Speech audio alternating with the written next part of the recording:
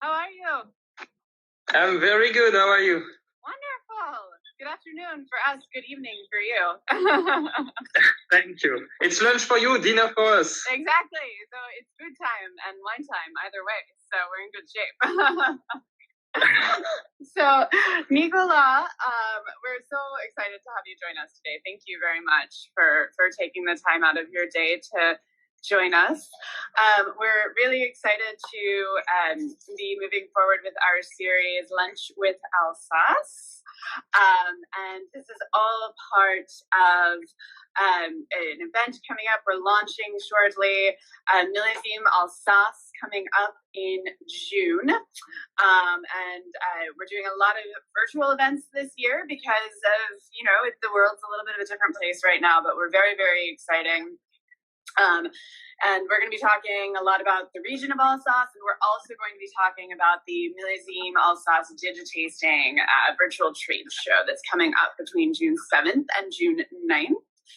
Which Nicolas will be taking part in, as well as many other wonderful winemakers from around the region. Nicolas is, if you don't know Nicolas, he is the winemaker at Allimant-Laugner in Alsace, obviously, located in Urschwiller, which I always want to say Urschwiller, Nicolas, because I think good. That's right. Pronunciation, right? Okay. So I don't want to over Francify it with Wheeler or something. Yeah, great. Okay, I'm glad we're on the same page there. So Nicolas, you are an 11th generation winemaker, which is I think hard for most Americans to even wrap their brain around being 11th generation, anything pretty extraordinary. You have about 12 hectares of vineyards from which you produce your wines. But within those 12 hectares are actually 30 distinct parcels, and all located right around the village of Urschwiller. You joined the Domaine in 2013, if I'm not mistaken, after you kind of stepped away from your family home and from the cellar to study. And thank you so much for joining us today, and we're very excited to hear more. So I think you're actually the 11th generation is such an interesting point. It's such a great place to jump off. So when exactly did your family begin producing wine in Alsace? Well, thank you first for the opportunity. I'm very happy to be with you today and talk a little bit about the wine, about the event that happened for the wine of Alsace. For our domain, from what we have in the records, we know it started about 11 generations ago. That's the record we have. Before that, we just don't know what really happens. But actually, to tell it a little bit quickly, there was two families at the beginning, Allimant and Laugner, which is why today we have the two names together. Allimant, my grandmother's side, Laugner on my grandfather's side. And so there is a long history of winemaking in Alsace, in the family, but also very recent in the way it evolved a lot in the past years, in the past 30, 50 years. We'll speak a little bit later about the Crémant. The Crémant is only 40 years old in Alsace. We'll speak about the Grand Cru Prelatenberg, and our Grand Cru was only selected or classified as Grand Cru in 1992. So that's super recent. So we have both a very long heritage and also new history of winemaking, different wines. So that's what makes very interesting. And after your studies, I mean, you obviously came back to the winery full time, but when was it that you sort of first became engaged in the winery and became excited about potentially joining the family business? Well, it's a small family winery. I grew up on the winery. There were just my parents working at the time. So when I grew up, I saw my parents working every day. So I helped a little bit on one side or seeing customers. So I always got to see what was going on. I tell you, when I was something like 8, 10, that was not my business. I wanted to do something else. But when you grow up and at the age of 14, 15, you start to enjoy the product. You start to enjoy, in particular, what what brings the products, the emotions it procures to the people, and understand more the work, what's behind, how you can improve things. That's when it got very, very interesting. So when you can improve things, that's an interesting point that you made. So when you obviously saw things already that you wanted to change at the winery from a very early age. What changes have you implemented since sort of? I mean, I picture you kind of being in a leadership role at the winery. Correct me if I'm wrong, but what have you implemented? What are you doing differently that was not in place when you were a child? Yeah, I mean, it's still a smaller winery. I didn't change much. I didn't bring a revolution. And when you say we are the one who changed, I mean, you are both general manager and intern at the same time. So you do everything.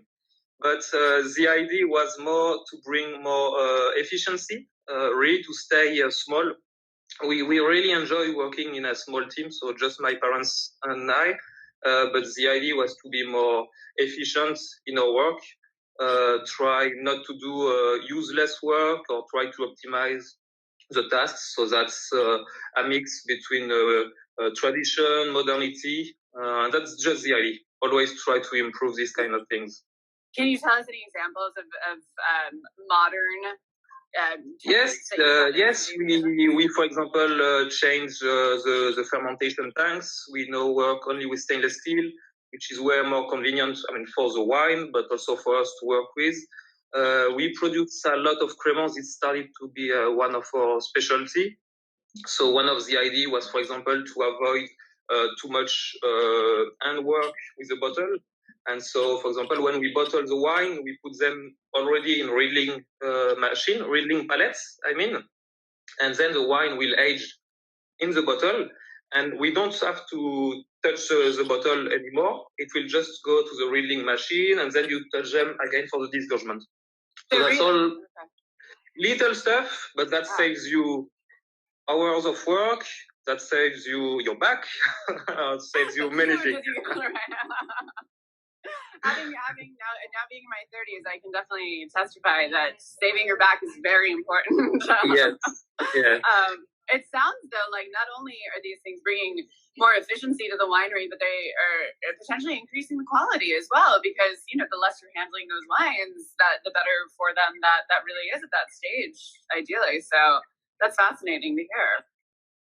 Yes, it's always the idea. Just try to see how you can improve, but always try to think about the quality first. That's always the first reason how we can do better, or we can work better. And yeah, I mean, you're the one to work. You don't delegate the work, so you try to think about how to do it better. Yes, and I guess now I'm already getting thirsty. I was nosing these wines earlier today, and I was already thinking about, my mouth was watering, so I say we dive right in. Should we taste some wine since it's lunchtime? So in the US, I mean, we often start going with a cremance, which I wonder, I mean, do you recommend doing it that way, or do you like to start with your Riesling? That works perfectly. We can start with the cremant. I mean, there are the aperitif wines. That's the idea. Lovely. Yeah. So I have here the Domaine Allimant-Laugner Brut Cremant d'Alsace. So tell us a little bit about this wine. What do we have in our glass? Yes, so the cremant, we produce one cremant blanc, one cremant rosé. It started to be a bit our specialization in the way today it represents 2/3 of our production.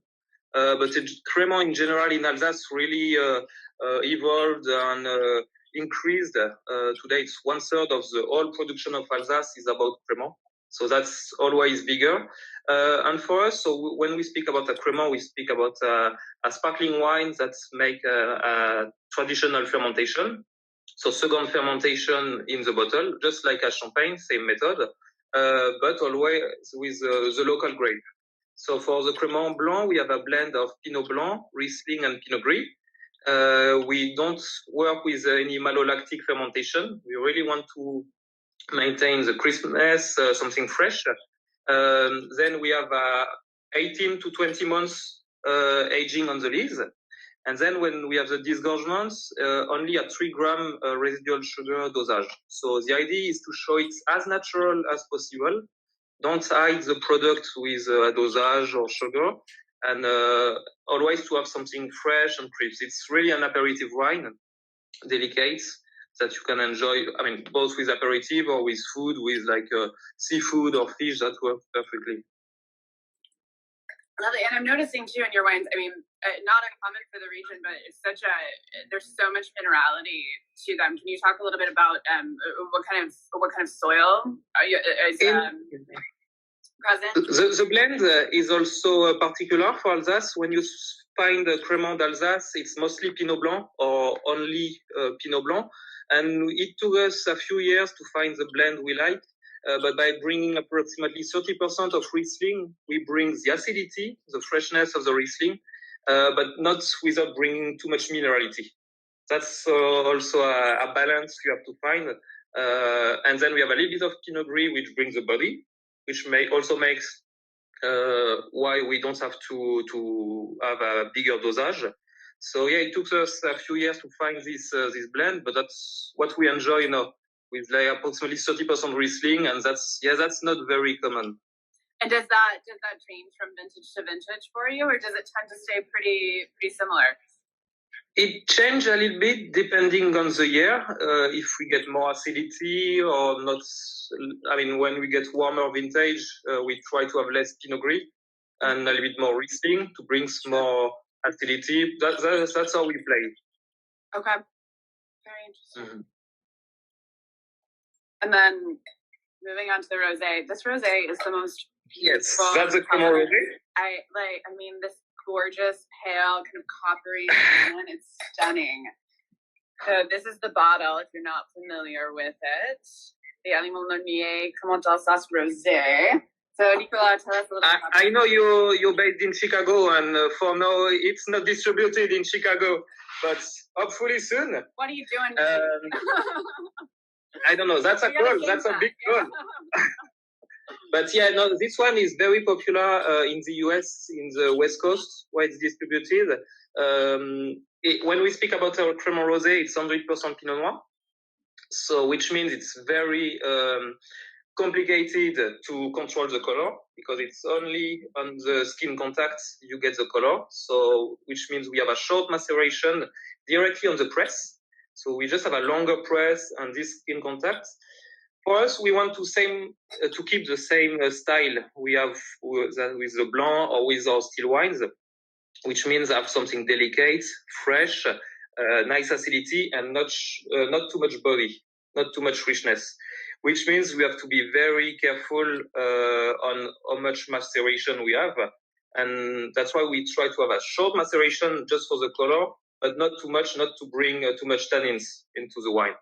And that's how we end up with this light, pale salmon color, which is also very, very, very sexy, very elegant, and that we like. But not many rosé are like this. So that's how you can recognize it also.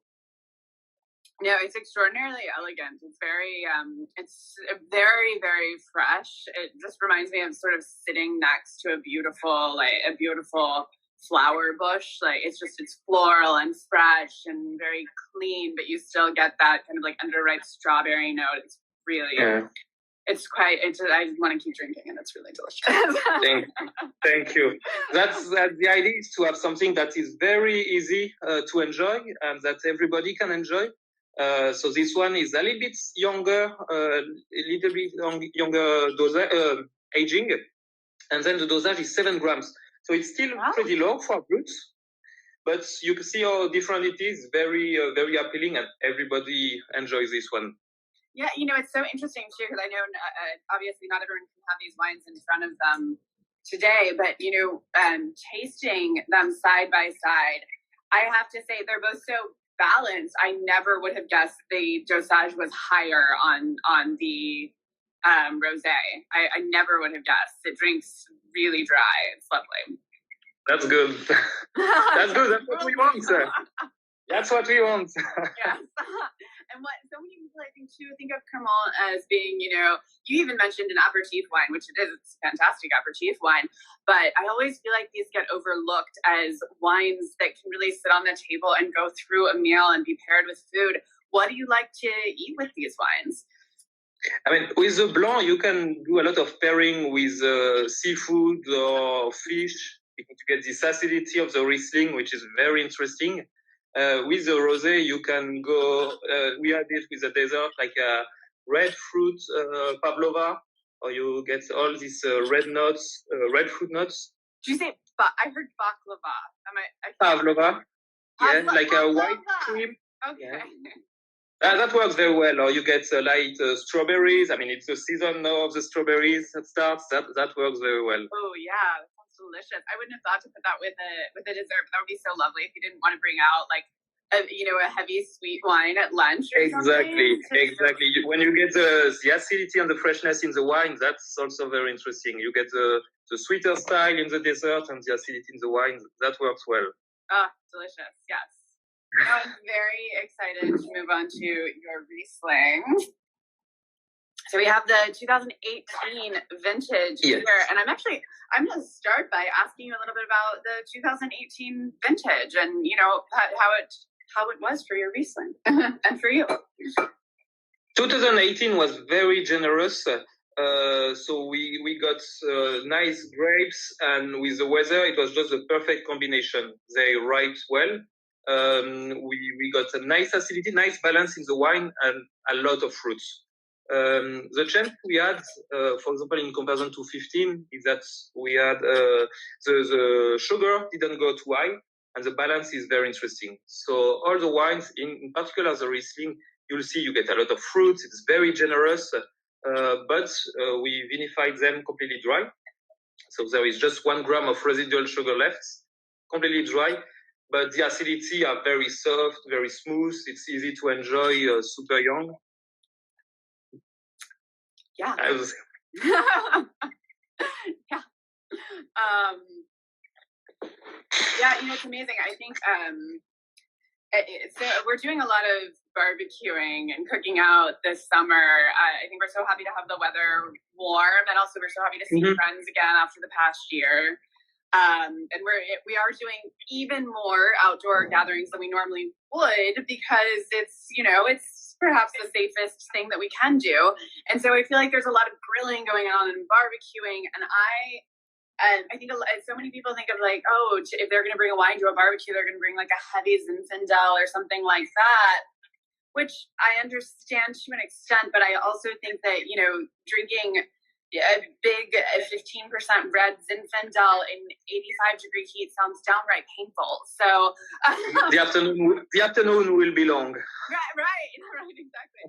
And I honestly, I look at these and I think it's not the most traditional, but what wonderful wines to bring to a barbecue, or like to drink this Riesling with some pork ribs off the grill, or the Cremant with a nice shrimp skewer, or I mean these are fabulous picnic barbecue wines. They would be so friendly with that with Memorial Day coming up. I think everyone should take Alsatian Cremant Riesling to Memorial Day. That's what I think this year.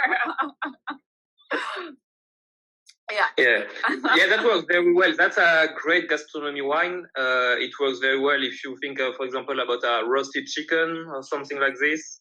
Yeah. That pairs very well. That sounds delightful, definitely. Oh, that's just chimed in fried chicken and Cremant. I mean, heck yeah. That's delicious. Who is cooking? Yes. Definitely. Yes, that's the idea in all our wines. For us, is we really try to produce gastronomy wine. So that's why we don't look after too much power, too much richness. We really want something delicate. I mean, you got to try 3 of them. That's the idea, to have something delicate, very typical. You really understand what you're tasting. That's a Riesling. That's how we think a Riesling should be. And that's the case in all the wines. So that's really our focus. Yeah. And I'd love to hear too. We have 3 wines here. What are a couple of your other wines that make it to the American market? Do you have any others in the market? Yes. So we have all our still wines in the US. So we produce the 7 varieties. So the only red, the Pinot Noir, and then the other 6 whites. So we have Gewürztraminer, we have a Pinot Gris, a Pinot Blanc. We also have a blend, Argentille, that we export to the US. And then we have the Grand Cru. And then I'm going to speak a little bit about Millésime Alsace that is coming.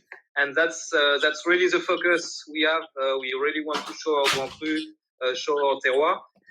Where the winery is located in Orschwiller, it's mostly about granite soils.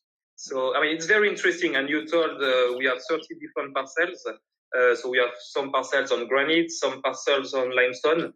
But in Orschwiller, it's mostly about granite. And our Grand Cru Prelatenberg is on a gneiss parcel, gneiss terroir, which is the only terroir of gneiss you find in Alsace. So that's very exciting, and that's the focus we have for the next Millésime Alsace. Oh, so, yes. That will be very exciting. So if we tune into Millésime Alsace June 7th through June 9th, we may get to hear you talk a little bit more about gneiss soil. So Millésime Alsace is a new fair that was developed by the Wine of Alsace, the SIVA.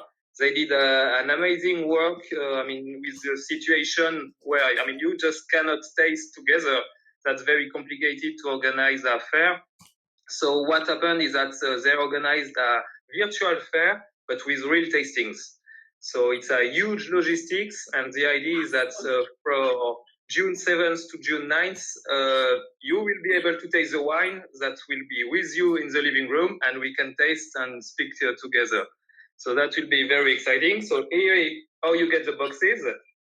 You'll get 4 different cuvées. So we chose to make a focus on the Grand Cru Prelatenberg, the Riesling cuvée. So we'll have 3 vintages, the 18, 17, and 08. And 1 Gewürz Grand Cru. So that's the idea. Show you the wines, and you can taste at the same time. So we can drink 2008 Riesling. Exactly. With you. Okay. Yeah. That doesn't sound like a bad day. I'd be in for that. Yeah. Exactly. So you'll have the 18 and the 8 together. Yes. So Millésime.alsace is going along the bottom of your screen too. If you want more info on that, if you want how to register, please do check it out. It's going to be such a cool event. Drink Alsace puts on the most awesome events. They're always so much fun. And Alsace is just such a unique and exciting region. Nicolas, this is truly your region. What makes Alsace so special for you? We talked a little bit there. There are so many soils in Alsace. The climate is very typical. The soils are very typical. You find a palette of wines which is unique.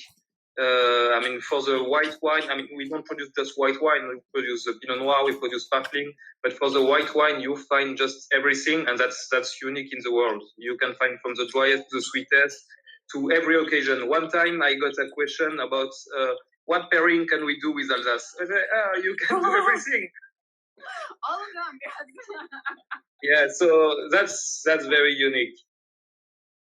Wonderful. Well, thank you all so much for joining us. Please do. We will have more Lunch with Alsace coming up next Monday. Again, it will be a special Memorial Day edition of Lunch with Alsace at 12 Eastern. So please do check it out right here on Instagram Live, Drink Alsace. Please follow Drink Alsace if you're not doing so already.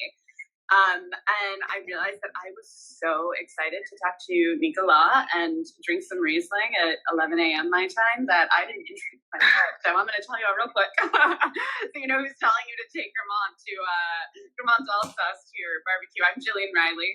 I'm a sommelier located here in Chicago. I'm also the founder of Yield Wine, where we are guiding the curious and ethically minded consumer.